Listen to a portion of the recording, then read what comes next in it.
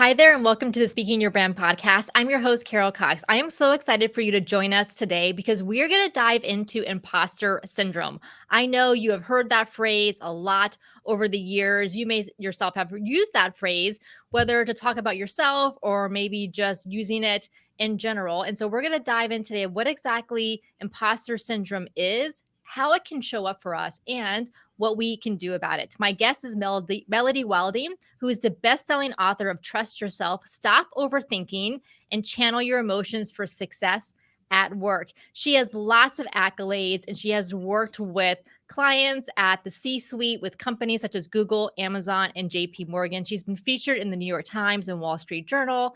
She's a licensed social worker with a master's degree from Columbia University. And she's also an instructor for LinkedIn learning courses. So we're going to talk about imposter syndrome, but we're also going to talk about how she got that opportunity to be a LinkedIn learning instructor and the behind the scenes of how she creates her courses, because I know we're going to get a lot of value out of that as well. Melody, welcome to the podcast. I am a longtime listener, so I am thrilled to be here. Thank you. Well, let's just jump right in to imposter syndrome. How do you define imposter syndrome and where does it show up? Yeah. Imposter syndrome is defined as that feeling of being a fake or a fraud despite your accomplishments. And that last piece is very important.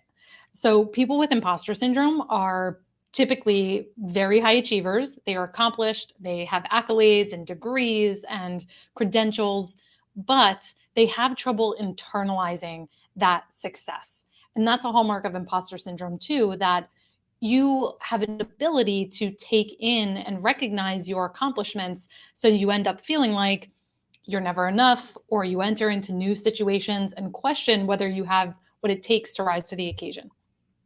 And where does that show up for us, Melody, in our lives, and in our work? Oh my gosh, in so many different ways. I think particularly for the listeners of this podcast, it comes up a lot in maybe you get a gig and you think, I don't know if I belong on that stage. All of the other speakers are so much more accomplished and prestigious than I am. Who am I to be speaking for this company? You think about, well, am I really the end all be all expert? There's people in my industry who know more than me. So I can't really charge what I want to charge for my expertise. I know an issue I've really had to counter in my own speaking career is feeling like a one hit wonder, feeling like, well, that gig went well, but the next one is when I'm going to blow everything and everyone's going to realize I actually have no idea what I'm doing. So, not having that confidence that you can replicate your success next time. Oh, Melody. Okay, I have to go into that one because when you were first described imposter syndrome, I started to think about experiences I have had where it was the first time for me. So the first time I went on the TV news, the first time I did speak on a stage. And even though I was very, very nervous, my heart was beating out of my chest but I didn't feel like an imposter in those situations. I figured I was invited. I'm just going to make the best out of it and I'll just do the best that I can. Yeah, when you said the part about the success not being able to be replicated, I'm like, that rings so true to me. I feel that way a lot. Like, oh, I did a great job at that speaking engagement, but surely I'm not gonna be able to do great at the next one. Oh, yes. It's just waiting, feeling like you're just waiting for the other shoe to drop. It sometimes it also feels like the more successful you become, sometimes the more imposter syndrome can become acute because the path to success is more ambiguous. It's not as clear cut what it means to be successful or the steps you have to take to get there. So, as your business and as your career becomes more complex and you become more successful, things feel higher stakes, which can also exacerbate the feeling of feeling like a fraud. Does it tend to be women who are in mid-career feel this way more than younger people? It's interesting. There's not too much research on looking at age. But what's interesting is that imposter syndrome is pretty much equally felt between men and women. About 50% of people experience it on a daily or weekly basis. But of course, as women, we have other socialization layered on top of this. We hear things like, well, you shouldn't brag about your accomplishments. You shouldn't show off, and don't post those types of things on LinkedIn. People are going to think you're big-headed or too big for your boots, or however the saying goes, right? So we have this extra conditioning that also leads us to not fully internalize what we're capable of and kind of push all of that away. I'm glad you mentioned that about it showing up equally between men and women, because I feel like, especially in the women entrepreneur circles that I've run in for a long time, that there's the belief that women suffer from imposter syndrome much more so than men do. Yeah, and listen, like I mentioned, there is socialization. There's also a racial component to this. If you are the only person in the room who looks like you or who speaks in the way you do, has your experiences, you are going to feel like you're different because you are. So being in a minority in whatever fashion can lead to feeling like I'm an outsider and I don't belong here. So it's very complex. Oh, that reminds me of a conversation that we had on this podcast not too long ago, where we had a group of women who had been our clients who all work in STEM fields. So very male dominated fields. And they talked quite a bit in that conversation about that this idea of imposter syndrome and feeling like, how could they use their voice in a way where they could actually be heard? Yes. Yeah, exactly. And I think as you were saying, with when you go through an experience for the first time, that's not necessarily imposter syndrome. That's just having a normal response to something that is new and scary. It's a good sign that you feel nervous, you're excited about that opportunity. Imposter syndrome is when you have that fundamental belief, despite evidence to the contrary, that you can't do something.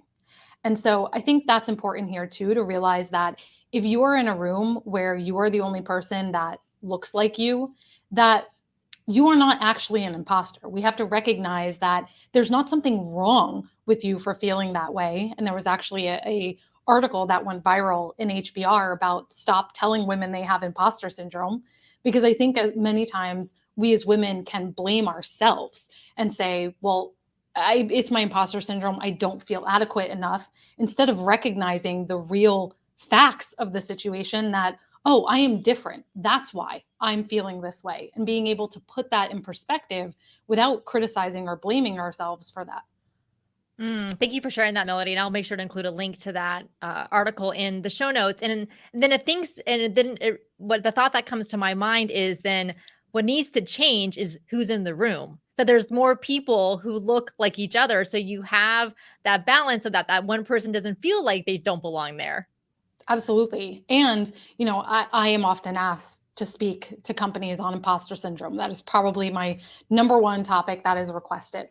And what I have loved seeing is that at first, when I was talking about this years ago, it was all women's ERGs, women only audiences. And now that's very different. They're making them much more inclusive to anybody in the company who wants to come. And I think that's a very big step, again, from taking this away from just being a quote unquote women's issue and sort of blaming women for having imposter syndrome, to normalizing this conversation. Oh, I'm so glad to hear that. Melody, before we hit record, you said something to me, which I know to be true for myself, that we teach what we most need to learn. So can you tell me about when did you recognize that that not only that you had imposter syndrome, but perhaps it was holding you back? Oh my gosh, I wish I could put my finger on the first time I experienced imposter syndrome, but I think it's been with me the majority of my life, always just feeling like I'm the next shoe is going to drop and I'm going to be exposed, or I somehow tricked people that I'm smart and intelligent because I can be charming and I'm good at communicating and I can just get over on people. And I had battled with those thoughts. The earliest I can remember it is probably college, when feeling like I I graduated as the valedictorian of my college class. And I remember sort of downplaying that because I didn't have the most difficult majors. I wasn't a biology or, physics major or anything like that. I was a psychology major. And I felt like I had tricked everyone into becoming the valedictorian. And so that was the first moment I remembered it. And it has followed me throughout my entire career. And so I understand this topic deeply because I navigate it to this day, feeling like, am I qualified to be that person on stage who's being an expert in this topic when in fact I still navigate some of these demons myself. And Millie, so let's talk about some practical things that we can do, recognizing that many of us are going to have these feelings of imposter syndrome that show up in one way or another. And obviously we want to achieve certain things in our careers and our lives. We want to stand on that TEDx stage. We want to deliver that keynote. We want to go and do that segment on TV news if we're asked. And then, yes, to your point, like we can probably do it the first time, but then recognizing that, yes, we are qualified and wanted to continue to do this, and we're going to continue to be successful at it. What are some things that you do to help yourself when those thoughts come up? Yeah. The first one is to create psychological distance from those thoughts because it's very easy to get fused and we just get hijacked by those imposter syndrome thoughts. We just automatically buy into what they have to say and then our actions follow suit, right? We don't submit a proposal, we don't raise our rates, what have you. So, psychological distancing means putting some space between our thoughts so we have a moment to consider, is this what I want to be thinking? So, the easiest way to do this is to turn your imposter syndrome into a character. So, if your inner critic had a name, and Carol, I'm asking this to you, so I want to hear your answer. If your inner critic had a name, what would it be called? Oh, okay. This is yeah.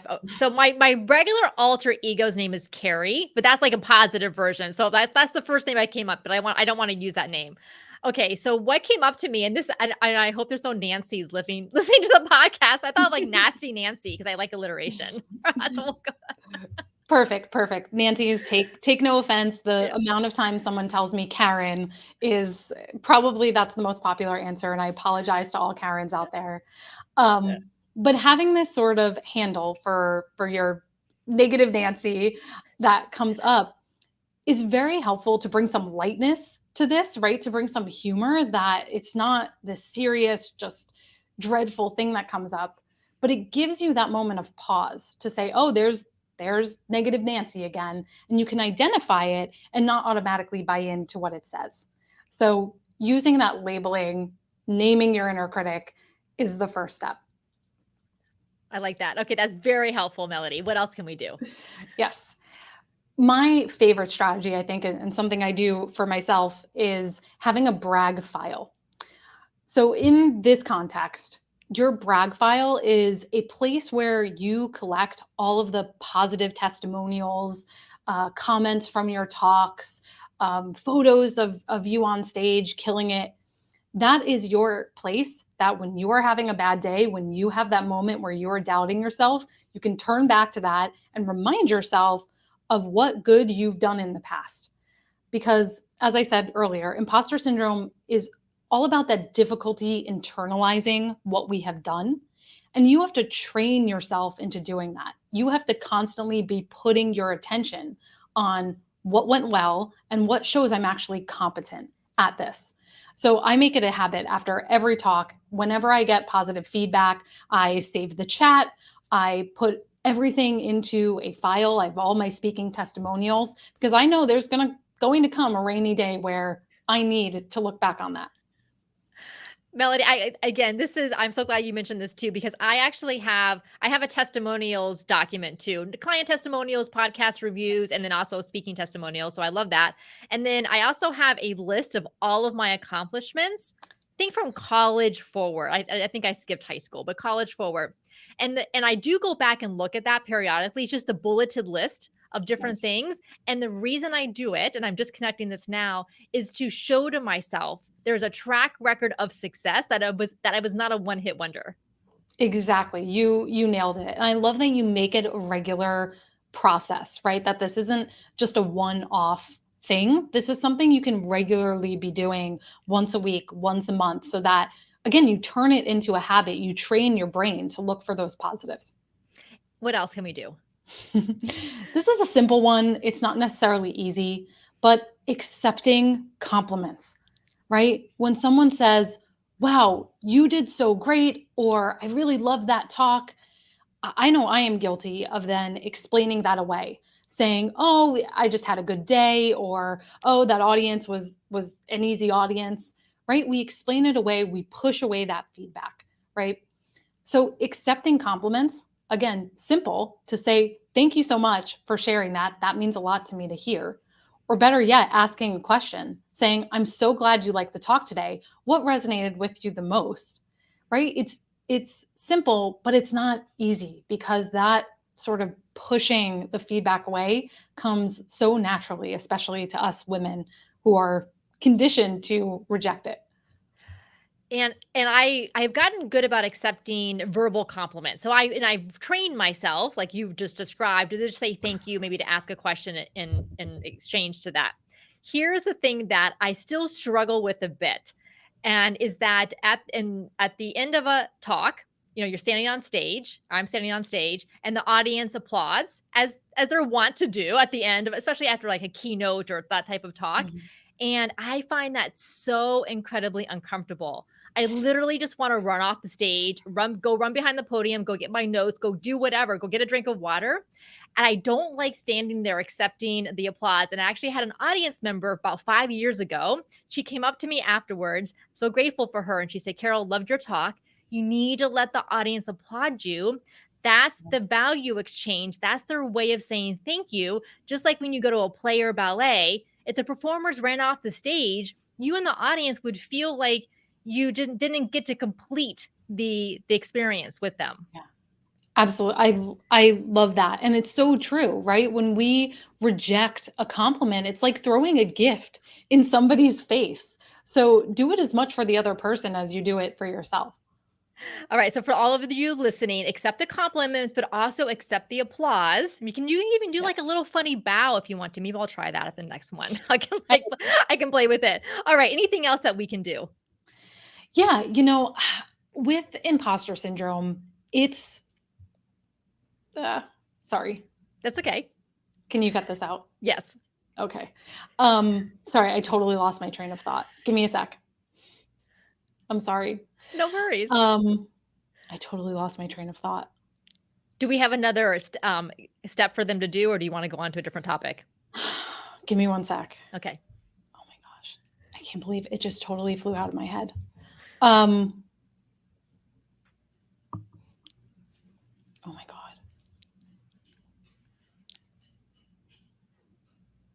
Okay. I think I have one more thing. Okay. The last thing is with imposter syndrome, you might notice that you have a habit of when something good happens, you explain it away as the result of luck or timing or what have you. So you need to shift what's called your explanatory style. And your explanatory style in psychology is basically, why are things happening to you? Are they happening to you because they are outside of your control, or are they happening because of something inherently within you?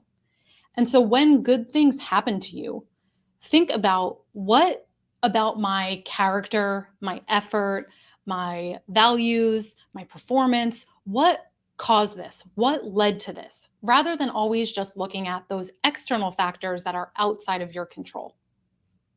Oh, that's a great addition for the brag book. The list of accomplishments Yeah, is okay. So we have these accomplishments, and it's true. Sometimes I will say, "Oh, well, it was just timing, or I was just in the right place at the right time."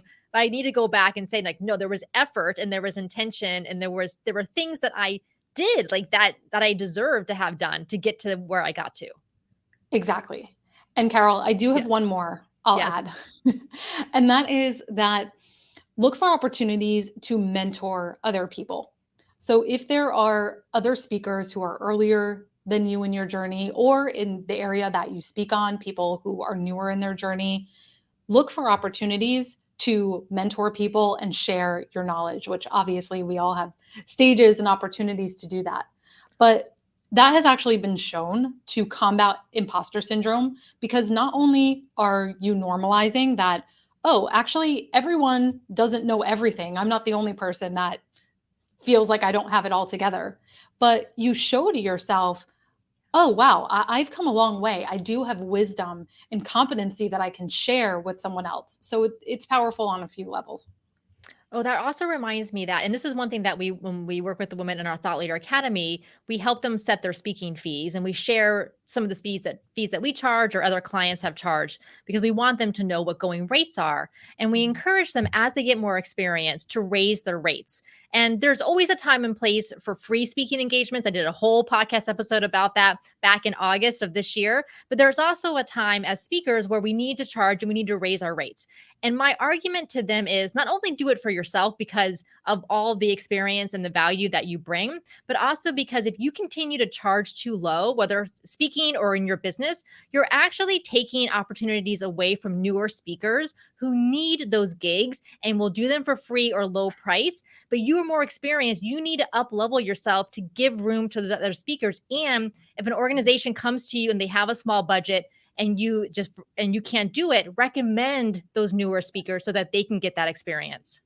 That's excellent. I love that. Such a win-win. All right, Melody. So thank you so much for sharing about imposter syndrome. I want to talk now about the LinkedIn learning courses because you've done them. It is a full production. They are so well done. So let's start off with, how did this opportunity come to you to be an instructor on LinkedIn? Yeah, well, I wish I could say that it happened overnight. I think this is the result of just steadily and incrementally being present on LinkedIn for, gosh, probably over 8 years now, and just steadily showing up and building a body of work and a platform on LinkedIn. Because that's one of the things they look for is instructors that have a reach and a platform. So it was part of that, building a presence, but also a big part of it was my book. It was my book, Trust Yourself. And so I was approached by LinkedIn Learning right around the time when the book came out. And it really, my expertise happened to align with what was happening in the world at that moment. A lot of interest in mental health, well being, work life balance, which very closely aligns with my work. So it was a match. So in what year was this? My first courses came out in 2021. So I believe I filmed my first courses, let's see, I think in September of 2021. Okay, so then tell me what the process was like. So LinkedIn, they Yeah. they found you on the platform. You're active. You have an engaged audience. You have a topic that you're an expert in that they wanted to create some courses around. And so, what were the steps after that? Yeah. And so you do go through a contracting process with them. Can't talk too much about that. But I will say that they have, uh, working with LinkedIn has been one of the best experiences of my professional career. And it's because everyone there is really focused on not only making a great experience for the instructors, but making a great experience for the learners. And so, what I found really fascinating is that, of course, all of this was still going on during the pandemic. And so, we filmed both of my first two courses entirely remote. And so, they sent all of the equipment here to my apartment. I set it up right in this room here. And we filmed all of the courses right here. And so, it was an amazing process to have this really high quality, top notch production experience with their whole team being, largely located in California and controlling the camera and the shots and everything remotely. It was really amazing. So Melody, so you created the course content. So you figured out, okay, here are the topics that I want to do. Here's the flow. Here are the modules. Here's how they build. Do they then go over the course content and give you feedback and recommendations? Yes. So as an instructor, you write all of your own content. And yes, you have a producer who works with you to refine your content, suggest improvements, look for areas to engage learners, this and that. So you are working and going back and forth with someone throughout the entire process. And then more recently, did you do the video filming at a studio? I did. I was also very fortunate. I've had both experiences that their studios recently reopened, and I was one of the first courses to film. And that was really fun to be flown out to California to have, a first class, almost movie studio level. And so that course should be coming out probably in a few weeks, maybe out by the time this airs. Okay, great. Well, we'll make sure to include a link to your LinkedIn profile in the show notes, as well as Yeah. to wherever the best link is on LinkedIn to take a look at your courses so that the listeners can check that out. I can't wait to check them out as well. Melody, let me ask you about creating the course content. So as you know, the listeners of this podcast, we're speakers, we do in-person. Thank goodness in person is coming back. In person speaking, obviously, a lot of virtual presentations, especially over the past few years, webinars. So the thing with the LinkedIn Learning is that it is not live. So the people watching it, you can't engage with them in the same way that you can on a live in-person or virtual presentation.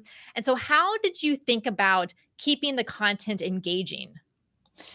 Well, LinkedIn has that baked into their process in many ways. So the videos are no longer than about 2 minutes, 2 to 3 minutes, I would say.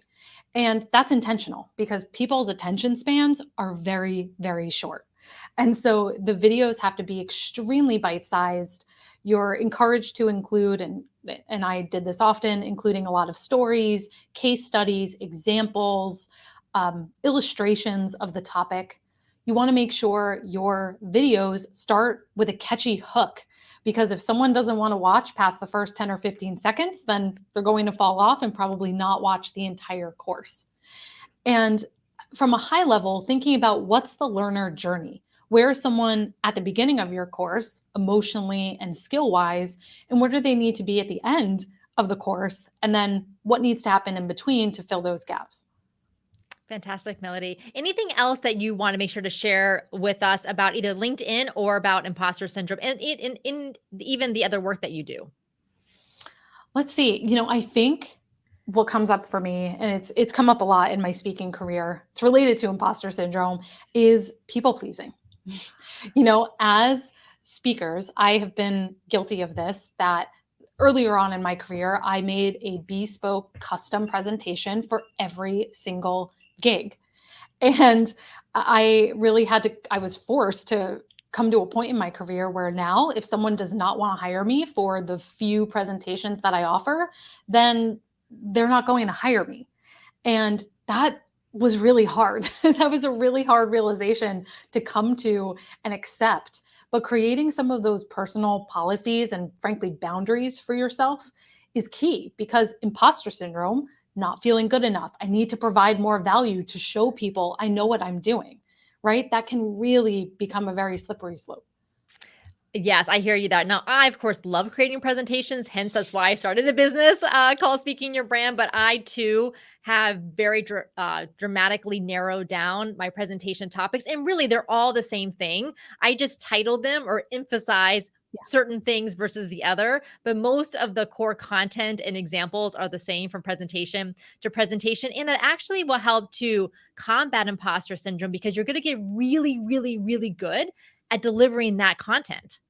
exactly. Yes. And I think that has contributed to my confidence as a speaker the most, is that I feel more in command of my content when I get on stage. I think I know this front to back. If someone throws a question at me, I know what they're going to ask, rather than being spread so thin across so many different topics. Excellent point. Well, I have one more tip for those of you listening to combat imposter syndrome is take our speaker archetype quiz. It's free to take. It's just 10 multiple choice questions, and then you'll find out which type of speaker archetype you are. And the reason to do that is so that you can leverage your strengths, like really dial into those strengths that your natural communication style, and then figure out what are some things that I want to start adding and incorporating into my talks to just up level them and make them even better. So you can take that quiz at speakingyourbrand.com/quiz. Again, that's speakingyourbrand.com/quiz. Melody, thank you so much for coming on the Speaking Your Brand podcast. I have learned so much just in our conversation today, and I'm excited for listeners to connect with you on LinkedIn. It was my pleasure. Thank you so much. All right. Now, before I stop recording, is there anything else that we didn't talk about that you want to make sure that we do?